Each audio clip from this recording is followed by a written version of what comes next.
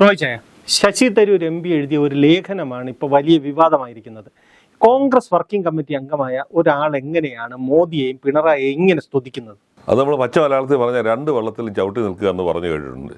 ശശി തരൂർ ചെയ്യുന്ന പണി അതാണ്. ഇപ്പോൾ ശശി തരൂരിനെ കൊണ്ട് ഈ പാർട്ടിക്ക് ഗുണത്തേക്കാളേറെ ദോഷമാണ് പല ഘട്ടങ്ങളിലും ഉണ്ടാക്കി. ഇത് മാത്രമല്ല, ശശി തരൂർ നിശ്ചിതമായ ഇടവേളകളിൽ CPM-നെയും BJP-യെയും പൂഴ്ത്തുക എന്നുള്ളത് ശശി തരൂരിൻ്റെ ഒരു നയപരിപാടിയാക്കി മാറ്റി വെച്ചിരിക്കുകയാണ്. പിണറായിയെ രണ്ടുപേരെയും സൂചിപ്പിക്കുക, അവരെക്കുറിച്ച് വാഴ്ത്തുപാട്ടുകൾ ഇറക്കുക എന്നുള്ളത് ശശി തരൂരിൻ്റെ ഒരു സ്ഥിരം പരിപാടിയാണ്. ഒരു പാർട്ടിയിൽ പ്രവർത്തിക്കുമ്പോൾ പാർട്ടിയിൽ എല്ലാത്തിനെയും എതിർക്കണമെന്നല്ല, ഒരു പാർട്ടിയിൽ പ്രവർത്തിക്കുമ്പോൾ പാർട്ടിയുടെ നയപരിപാടികൾക്കനുസരിച്ച് പോവുക എന്നുള്ളതാണ് ഏതൊരു രാഷ്ട്രീയ പ്രവർത്തകൻ്റെയും ഏതൊരു രാഷ്ട്രീയ നേതാവിൻ്റെയും അടിസ്ഥാന പ്രമാണം എന്ന് പറയുന്നത്. ശശി തരൂർ ഈ വിശ്വപൗരൻ എന്നൊക്കെയുള്ള ഈ തട്ടിപ്പ് ഇമേജ് കൊണ്ട് ഈ കോൺഗ്രസ്സുകാരെ പറ്റിക്കുകയാണ് ചെയ്യുന്നത്. കഴിഞ്ഞ 15 വർഷമായിട്ട് അദ്ദേഹം ഇവിടുത്തെ തിരുവനന്തപുരം പാർലമെൻറ്റ് നിയോജകമണ്ഡലത്തെ കോൺഗ്രസിൻ്റെ പ്രതിനിധിയായിട്ട് പ്രതികരിക്കുക. കോൺഗ്രസിന് വേണ്ടി ശശി തരൂർ എന്താണ് ദേശീയ തലത്തിലായാലും പ്രാദേശിക തലത്തിലും കേരളത്തിലും ഒക്കെ ചെയ്യുന്നു എന്നുള്ളതൊന്ന് ഒരു ആത്മപരിശോധന ശശി തരൂരിൻ്റെ പാർട്ടിയും നടത്തേണ്ടതാണ്. 10 പൈസയുടെ വികസനം കൊണ്ടുവരാൻ ഇതുവരെ കഴിഞ്ഞിട്ടില്ല. അതാണ് ശശി തരൂരിൻ്റെ ഏറ്റവും വലിയ സംഭാവന എന്ന് പറയുന്നത്. വലിയ വർത്തമാനമൊക്കെ ബാഴ്സലോണ അത് കൊണ്ടുവരും, ചക്ക കൊണ്ടുവരും, മാങ്ങ കൊണ്ടുവരും എന്നൊക്കെ പറഞ്ഞല്ലാതെ ശശി തരൂരിൻ്റെ വകയായിട്ട് ഒരു വികസന പ്രവർത്തനങ്ങളില്ല. കോൺഗ്രസ്സുകാർക്ക് ഒരു തരത്തിൽ പോലും സമീപിക്കാനാവാത്ത ഒരു നേതാവായിട്ടാണ് അദ്ദേഹം മാറിയത്. തെരഞ്ഞെടുപ്പ് വരുമ്പോൾ ഉടുപ്പും തയ്പ്പിച്ച് വന്ന് ജയിച്ചു പോകുന്നു എന്നുള്ളത് ഒഴിച്ചാൽ ശശി തരൂരിനെ കൊണ്ട് തിരുവനന്തപുരംകാർക്ക് ഒരു പ്രയോജനവും ഉണ്ടാകുന്നുമില്ല.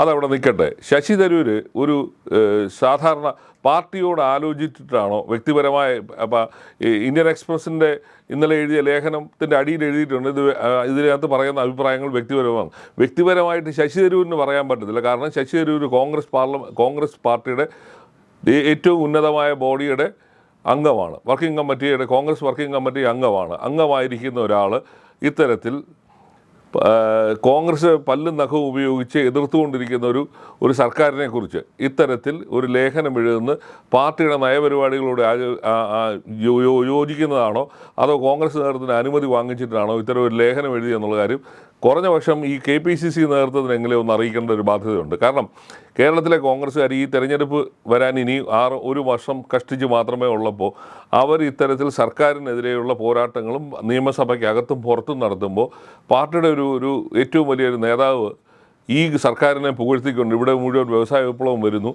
ഇവിടെ അതുണ്ട് ഇതുണ്ട് എന്നൊക്കെ പറഞ്ഞുള്ള ലേഖനം എഴുത്താണ് കോൺഗ്രസ്സുകാരെ ബുദ്ധിമുട്ടാണ്. അതാണ് ഇന്ന് VD സതീശനും K മുരളീധരനും തള്ളി പറയുകയും ചെയ്തത്. ദേശീയ തലത്തിലാണെങ്കിൽ മോദിയുടെ വിദേശ നയത്തെ പല്ലും നഖവും ഉപയോഗിച്ച് രാഹുൽ ഗാന്ധിയും കോൺഗ്രസും പാർലമെൻറ്റിന് അകത്തും പുറത്തും എതിർക്കുമ്പോഴാണ് ശശി തരൂർ മോദിയെക്കുറിച്ചുള്ള വാഴ്ത്തുപാട്ട് നടത്തുന്നത്. അപ്പോൾ ഒരേ സമയം തന്നെ രണ്ട് പാർട്ടിയിലും കാലിട്ടുകൊണ്ട് നിൽക്കുന്ന രാഷ്ട്രീയ പ്രവർത്തനമാണ് ശശി തരൂർ ചെയ്യുന്നത്. ഇതിനൊരു പ്രധാന കാരണം ഇതിനകത്ത് കുറ്റം പറയേണ്ടത് കോൺഗ്രസ്സുകാരെയാണ്. ഈ പാർട്ടിക്ക് ഒരു അച്ചടക്കവും നയപരിപാടികളും ഇല്ലാത്തതിൻ്റെ കുഴപ്പമാണ്. ഇതേപോലെ തന്നെ ശശി തരൂർ ഒരു അടിസ്ഥാനപരമായ ഒരു ബ്യൂറോക്രാറ്റാണ്. ഐക്യരാഷ്ട്രസഭയിൽ പ്രവർത്തിച്ചുകൊണ്ടിരുന്ന ഒരു വ്യക്തി എന്നുള്ള നിലയിൽ ശശി തരൂരിൻ്റെ സാഹിത്യ രംഗത്തും മറ്റുള്ള രംഗത്തുമുള്ള കഴിവിനെ മാനിച്ചുകൊണ്ടാണ് സീറ്റ് കൊടുത്തത്.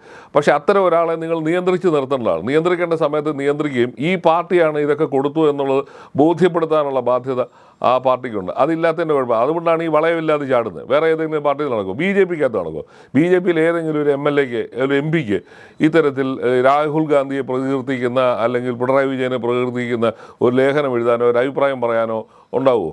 കഴിയത്തില്ല. കാരണം അത് ആ പാർട്ടിയുടെ അച്ചടക്കത്തിൽ നിന്നുണ്ട്. CPM-നകത്തുള്ളവർക്ക് പറ്റുമോ? ഇന്ന് വരെ പോലും CPM-നകത്തുള്ള ഒരു നേതാവിന് അവരംഗീകരിക്കുന്ന പല നയങ്ങളോടും കോൺഗ്രസിൻ്റെ നയങ്ങളെ അവരംഗീകരിക്കുന്നത് അത് പരസ്യമായി പറയാനോ അതിനെക്കുറിച്ച് എഴുതാനോ ഉള്ള ധൈര്യമില്ല. കാരണം അത് ആ പാർട്ടി അതിനെ അനുവദിക്കുന്നില്ല. അപ്പോൾ അത്ര മൂടിക്കെട്ടിയ ഒരു അന്തരീക്ഷം വേണമെന്നല്ല പറയുന്നത്. പക്ഷേ എന്നാലും ഒരു പാർട്ടിയുടെ അച്ചടക്കം പാലിക്കാനുള്ള ബാധ്യത ശശി തരൂരിനുണ്ട്. ശശി തരൂർ അത് ചെയ്യുന്നില്ല എന്നുള്ളതും ഈ കോൺഗ്രസ്സുകാർ അയാളോട് അതിനെക്കുറിച്ചുള്ള ഏതെങ്കിലും തരത്തിലുള്ള വാണിംഗ് നൽകുകയോ മുന്നറിയിപ്പ് നൽകുകയോ ചെയ്യാത്തതിൻ്റെ ഒരു പ്രശ്നമാണ്.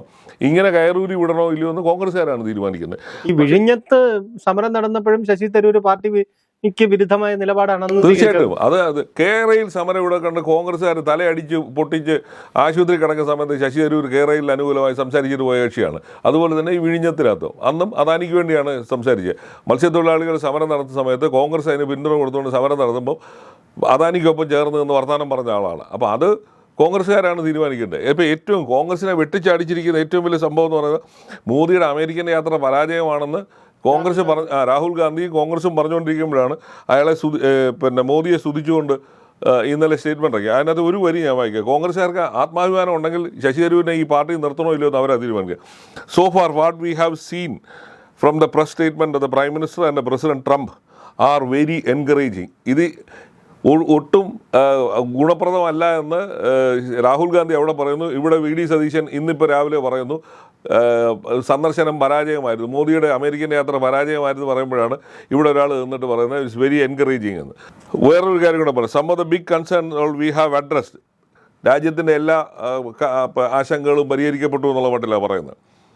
അപ്പോൾ ഇത്തരത്തിൽ കോൺഗ്രസിൻ്റെ അടിസ്ഥാന നയങ്ങൾക്കും കോൺഗ്രസിൻ്റെ അടിസ്ഥാന പരമായ കാഴ്ചപ്പാടുകൾക്കും എതിരായിട്ട് സംസാരിക്കുന്ന ഒരു MP ഈ പാർട്ടിയിൽ തുടരണോ ഇല്ലയോ എന്ന് തീരുമാനിക്കേണ്ട രാഹുൽ ഗാന്ധിയാണ്.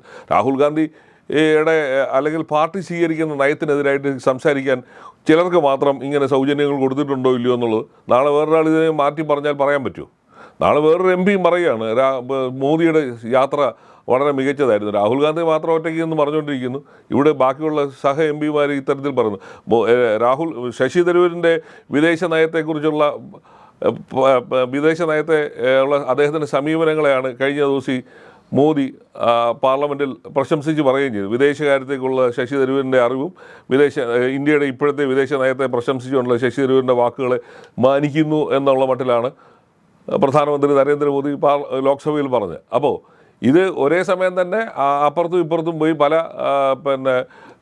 പേരെ പുകഴ്ത്തുകയാണ്. ഒരേ സമയം അപ്പുറം മാത്രമല്ല, എങ്ങോട്ട് വേണമെങ്കിലും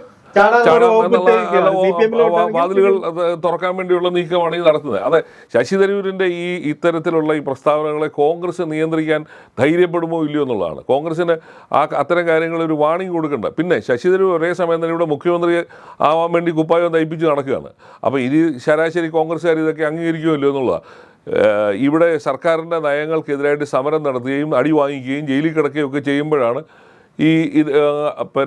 കണ്ണാടിക്കൂട്ടിലിരുന്നുകൊണ്ട് ഇത്തരം വർത്തമാനങ്ങൾ ഒരു നേതാവ് പറയുന്നത്. അപ്പോൾ ഇതിനകത്ത് എല്ലാ രാഷ്ട്രീയ പാർട്ടികളും പഠിക്കേണ്ട ഒരു പാഠമുണ്ട്. ഈ താഴെത്തട്ടിൽ നിന്ന് വളർന്നു വരാത്ത ഇത്തരം ഈ അരാഷ്ട്രീയവാദികളായ നേതാക്കന്മാരെ ഏത് പാർട്ടിയിൽ വന്നാലും അത് അവർക്ക് ഗുണത്തേക്കാളേറെ ദോഷമാണ് ചെയ്യുന്നത്. ഉദാഹരണത്തിന് ഡോക്ടർ KS മനോജ് എന്ന് പറയുന്ന ഡോക്ടറെ ആലപ്പുഴ നിർത്തി CPM മത്സരിപ്പിച്ച് സ്വതന്ത്ര സ്ഥാനാർത്ഥിയെ മത്സരിപ്പിച്ചു.